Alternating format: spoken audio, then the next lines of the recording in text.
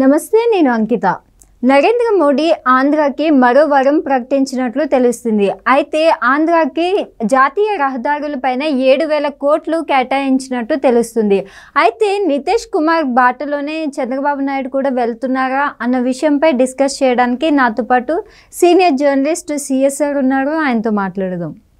Hi sir. Hello sir, అంటే ఇప్పుడు మోడీ చూస్తే ప్రతి ఒక్కటి ఏపీకి వరం లాగా ఇస్తున్నారని తెలుస్తుంది. ఒక్కొక్కటి వింటూ ఉంటే ఇప్పుడు రీసెంట్గా చూస్తే రోడ్ల పైన కూడా 7,000 కోట్లు కేటాయించినట్టు తెలుస్తుంది. అది ఎంతవరకు నిజం అంటారు సార్? ఇప్పుడు చంద్రబాబు నాయుడు ముఖ్యమంత్రి అయిన తర్వాత రాష్ట్ర ప్రయోజనాలు అనేది తనకి ఇంపార్టెంట్ అని చెప్పి అనేక సందర్భాల్లో చెప్పారు.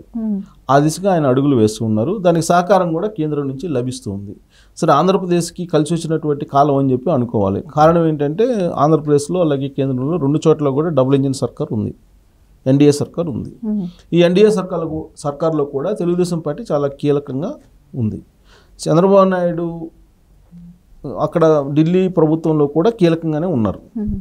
సో కాబట్టి చంద్రబాబు నాయుడిని ఖచ్చితంగా జాగ్రత్తగా చూసుకోవాలి. ఎందుకంటే చంద్రబాబు నాయుడిని కాదంటే కనుక కేంద్ర ప్రభుత్వమే పడిపోయేటువంటి అవకాశం ఉంది. అది నరేంద్ర మోడీకి తెలుసు, అమిత్ షాకి తెలుసు, ఎన్డీఏలో ఉండేటువంటి అందరికీ తెలిసినటువంటి అంశం.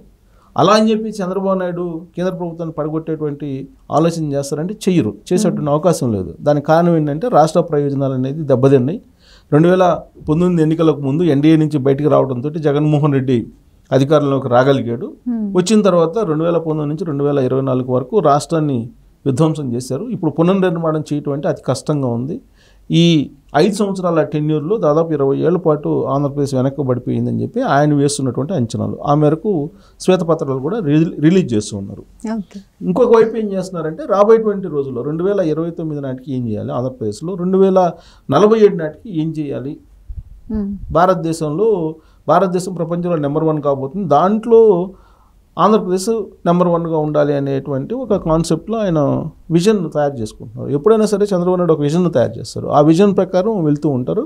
దాని ఫలాలను తెలంగాణ అనుభవిస్తుంది. ఇప్పుడు ఆయన ఎప్పుడో దాదాపు 25 సంవత్సరాల క్రితం తయారు చేసినటువంటి 2020 విజన్ ఏదైతే ఉందో దాని ఫలాలు దాన్ని ఇప్పుడు మన కళ్ళ ముందు ఆవిష్కరింపజేశాడు ఆయన. ఇప్పుడు 25 సంవత్సరాల క్రితమే ఇప్పుడు మన కళ్ళ ముందు కనిపిస్తున్నటువంటి ఈ అభివృద్ధి కానీ ఇవన్నీ కూడా 25 సంవత్సరాల క్రితమే చంద్రబాబు నాయుడు ఆవిష్కరించారు విజన్ రూపంలో. ఆ విజన్ని మనం చూడలేక ఆయన్ని చాలామంది తప్పుపట్టారు.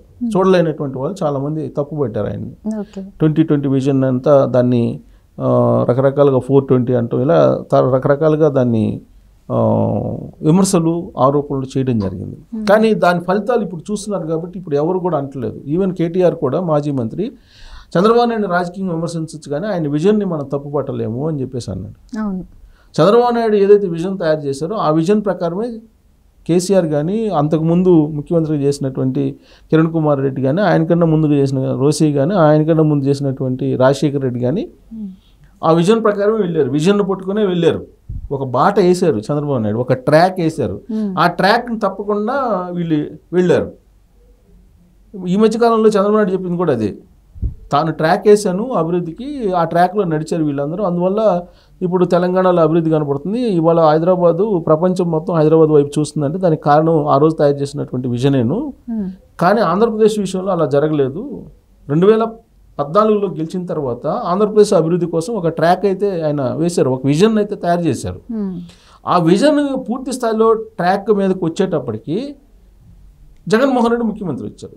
దాంతో వేసినటువంటి విజన్ని వేసినటువంటి ట్రాక్ని తొలగించేసి దాన్ని డ్యామేజ్ చేశారు. దాంతో మళ్ళా మొదటి నుంచి ప్రారంభించాల్సి వస్తుంది దీన్ని అనేది ఆయన బాధ. అయితే ఆంధ్రప్రదేశ్కి కలిసి వచ్చినటువంటి అంశం ఏంటంటే ఈసారి కేంద్ర ప్రభుత్వంలో కీలకంగా మారటం చంద్రబాబు నాయుడు. అంటే చంద్రబాబు నాయుడు ఏ ప్రతిపాదనలు పంపిస్తే దానికి ఓకే అయ్యేటువంటి పరిస్థితి కనపడుతుంది కేంద్రంలో. దానికి ఉదాహరణ ఇటీవల కాలంలో 15,000 కోట్ల రూపాయలు అమరావతి నిర్మాణం కోసం కేటాయించారు. అది రుణమా లేకపోతే గ్రాంట్ అనేది పక్కన పెడితే అది మళ్ళీ ఆంధ్రప్రదేశ్ ప్రభుత్వం చెల్లించాల్సిన అవసరం లేదు. ఎందుకనంటే విభజన చట్టంలో చాలా క్లియర్గా చెప్పారు, రాజధాని నిర్మాణం అనేది కేంద్ర ప్రభుత్వం నిర్మిస్తుంది అని. దాన్ని 2014లో నరేంద్ర మోడీ తిరుపతి సభలోనే ఆయన చెప్పారు, రాజధాని ఢిల్లీ తరహాలో నిర్మించి ఇస్తాను అని చెప్పి. కాబట్టి బైఫర్కేషన్ చట్టంలో పెట్టారు. ఆ తర్వాత అధికారంలోకి వచ్చిన నరేంద్ర మోడీ కూడా చెప్పారు. కాబట్టి అది అది గ్రాంటా రుణమా అనేది కేంద్ర ప్రభుత్వం చెప్పకపోయినప్పటికీ ఆంధ్రప్రదేశ్ ప్రభుత్వం తిరిగి చెల్లించాల్సిన అవసరం లేదు as per the bifurcation act అని చెప్పి అనుకోవాలి. ఇది క్లియర్. సో 15,000 కోట్లు అమరావతి నిర్మాణానికి ఇచ్చారు. ఆ తర్వాత చంద్రబాబు నాయుడు ఈ మధ్యకాలంలో ఈ కృష్ణానది మీద ఈ బ్రిడ్జెస్ నిర్మాణం కానీ ఒక 4-5 చోట్ల బ్రిడ్జెస్ నిర్మాణం, అలాగే జాతీయ రహదారులు రాయలసీమ నుంచి అమరావతికి, ఉత్తరాంధ్ర నుంచి అమరావతికి, అలా జాతీయ రహదారులని రాజధానికి కలపడానికి ఆయన ఒక డిజైన్ చేశారు. అంతకుముందే సింగపూర్ కన్సార్టియం తోటి ఆయన డిజైన్లు తయారు చేయించారు. అవన్నీ ఉన్నాయి. వాటినన్నిటి మళ్ళీ తీసి ఇప్పుడు ఆల్రెడీ అమరావతిలో నీళ్ళల్లో ఉన్నటువంటి బిల్డింగ్ని క్లీన్ చేసి మళ్ళీ పునర్నిర్మాణం కోసం మొదలుపెట్టారు. ఆడన్నిటిని ముళ్ళ పొదలన్నింటినీ తొలగిస్తున్నారు. ఈ క్రమంలో జాతీయ రహదారులకు సంబంధించి కేంద్రం 2 రోజుల క్రితం అనౌన్స్ చేసిన దాని ప్రకారం దాదాపు 29,000 కోట్ల రూపాయలు 4 రాష్ట్రాలకి కేటాయించారు. దాంట్లో బీహార్ ఉంది, ఆంధ్రప్రదేశ్ ఉంది, మహారాష్ట్ర ఉంది, ఇంకోటి హర్యానా ఏదో ఉన్నట్టుంది. అయితే దీంట్లో దాదాపుగా 9,000 కోట్ల రూపాయలేమో బీహార్కి, 7,000 కోట్ల రూపాయలేమో ఆంధ్రప్రదేశ్లో ఉన్నటువంటి జాతీయ రహదారుల నిర్మాణం కోసం కేటాయించారు. అంటే మొన్నేమో అమరావతి కోసం 15,000 కోట్లు రీసెంట్గా 2 వారాల క్రితం కేటాయించారు బడ్జెట్లో. ఇప్పుడేమో 7,000 కోట్ల రూపాయలు ప్రభుత్వం జాతీయ రహదారులకి కేటాయింపులో భాగంగా ఇచ్చింది. సో ఇదొక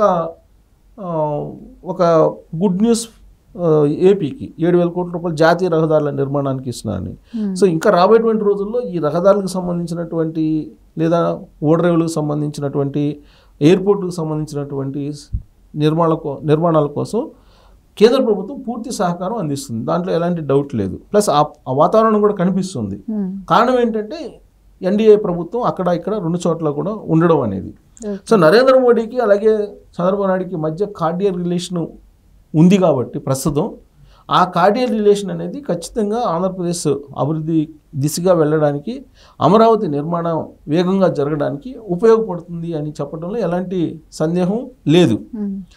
అయితే ఇక్కడ ఎన్డీఏలో కీలకంగా చంద్రబాబు నాయుడు ఉన్నారు కాబట్టి అక్కడ నితీష్ కుమార్ కూడా అంతే కీలకంగా ఉన్నారు. ఇద్దరు కూడా అటు చంద్రబాబు నాయుడు ఇటు నితీష్ కుమార్ ఇద్దరు కూడా సీనియర్ లీడర్స్. ప్లస్ ఇద్దరు ఎన్డీఏలో గతంలో కీలకమైనటువంటి పోస్టులు నిర్వహించారు. వాళ్ళిద్దరిలో ఎవరు ఎక్కువ ఎవరు తక్కువ అనేది మనం పొలిటికల్గా ఒక రాజకీయవేత్తలుగా బ్యాలెన్స్ చేసి చూసినప్పుడు వీళ్ళు ఎక్కువ వీళ్ళు తక్కువ అని చెప్పడానికి లేదు. కానీ ఇప్పుడు ఎన్డీఏలో ఉన్నటువంటి ఎంపీల సంఖ్యను బట్టి చంద్రబాబు నాయుడు ఎక్కువ. ఇప్పుడు నితీష్ కుమార్కి జేడీయూ తరఫు నుంచి 12 మంది ఎంపీలు ఉన్నారు. చంద్రబాబు నాయుడుకి 16+2 16 తెలుగుదేశం పార్టీ +2 జనసేన అంటే 18. సో కాబట్టి చంద్రబాబు నాయుడు ప్రాధాన్యత ఎక్కువ ఉంది. ప్లస్ చంద్రబాబు నాయుడు కేంద్ర ప్రభుత్వం స్థిరంగా ఉండాలని కోరుకుంటున్నారు. నరేంద్ర మోడీ పరిపాలన ఆయన విజన్ కూడా చంద్రబాబు నాయుడుకి నచ్చింది.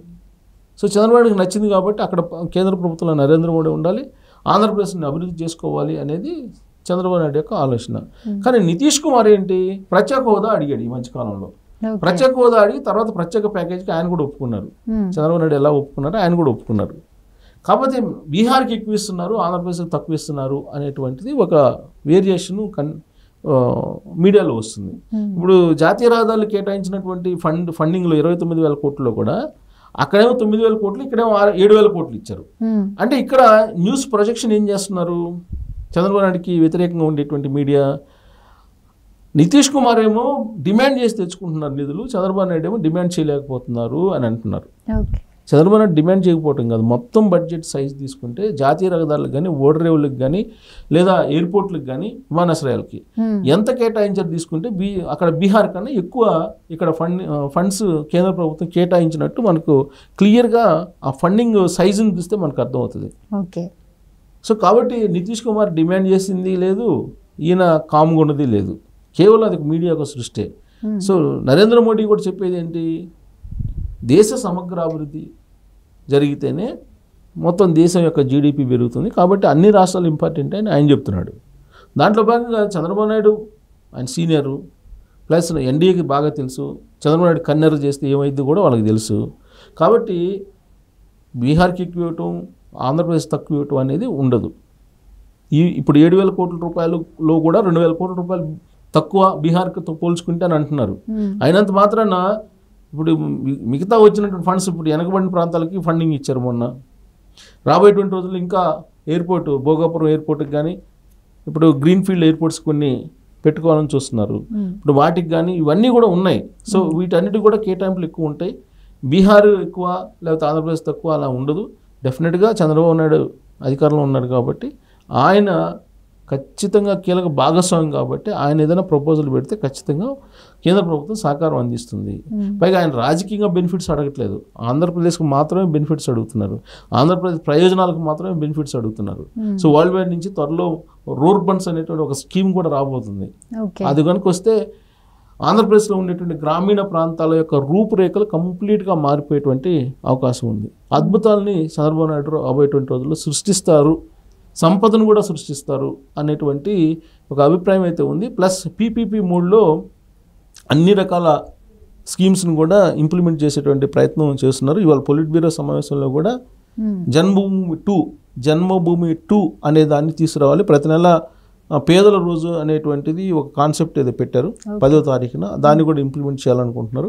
అంటే ప్రజల యొక్క భాగస్వామ్యం ప్రతి స్కీమ్లో ఉండాలి అనేటువంటి దాన్ని వాళ్ళు పెట్టారు. అలాగే గ్రామ స్థాయిలో కూడా మీటింగ్లు పెట్టి గ్రామ సభలు పెట్టి ఆ గ్రామ సభల్లో ఆ ప్రాంతంలో ఏం కావాలో వాళ్ళని అడిగిన తర్వాతనే ప్రయారిటీలు నిర్ణయించండి అని చెప్తున్నారు. ఇంతకుముందు ఏం జరిగేదంటే ఈ ఎమ్మెల్యేలు లేదంటే ఇతరత్రకు సంబంధించినటువంటి ఎంపీలు వీళ్ళు డిమాండ్ చేస్తే దానికి సంబంధించిన స్కీమ్కి సంబంధించి ఫండింగ్ రిలీజ్ చేసేవాళ్ళు. కానీ ఇప్పుడు అలా కాకుండా గ్రామాల్లో గ్రామ సభలు పెట్టి వాళ్ళ ప్రాధాన్యతలను తెలుసుకున్న తర్వాత దాన్ని ప్రపోజల్స్ పెడితే కనుక ఆ ప్రపోజల్కి తగిన విధంగా ఫండింగ్ ఇస్తామని చెప్పి కొత్త తరహాలో ఇప్పుడు ఆయన ఒక డైరెక్షన్ కూడా ఇచ్చారు చంద్రబాబు నాయుడు. సో కాబట్టి పొలిట్ బ్యూరోలో తీసుకున్నటువంటి నిర్ణయాలు కానీ లేదా చంద్రబాబు నాయుడు విజన్ కానీ ఇవన్నీ కూడా రాబోయేటువంటి రోజుల్లో ఆంధ్రప్రదేశ్ రూపురేఖల్ని కంప్లీట్గా మార్చేటువంటి అవకాశం ఉంది. ఇప్పటి వరకు జరిగినటువంటి నష్టాన్ని పూడ్చుకొని వేగంగా ముందుకెళ్ళడానికి ఇప్పుడు మళ్ళీ తాజాగా ఇంకొక 7,000 కోట్లు ఇచ్చారు. రాబోయేటువంటి రోజుల్లో మరిన్ని ఇచ్చేటువంటి అవకాశం ఉంది కేంద్ర ప్రభుత్వం. Okay, thank you sir. Thank you.